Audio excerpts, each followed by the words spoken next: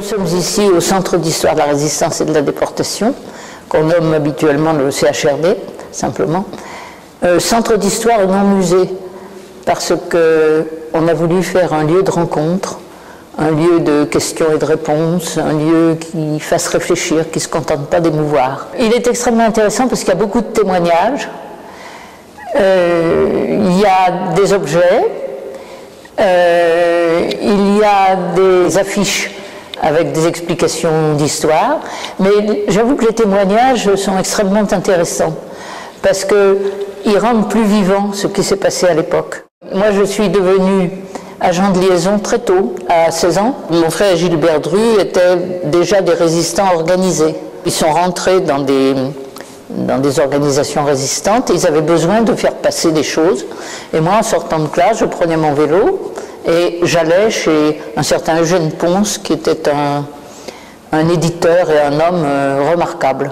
Et je transportais dans mon sac à dos ce qu'on me donnait à transporter. Alors au début, on m'a donné des choses assez insignifiantes, j'ai compris qu'on me testait.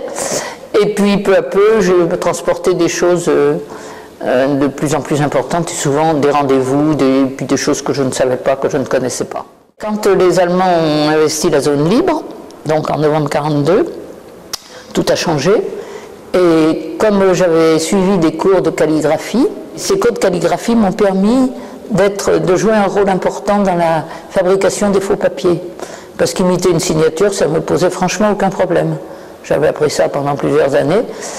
Et j'ai fait partie d'une équipe qui travaillait dans le sous-sol de la faculté. J'ai été obligée de me cacher parce que j'ai beaucoup de camarades malheureusement qui ont été fusillés. J'ai fait partie des Forces Unies de la Jeunesse, les FUJ, qui se sont transformés en jeunes des mouvements unis de résistance, les JMUR, parce qu'on a agrégé les jeunes communistes parmi nos camarades pour être plus forts.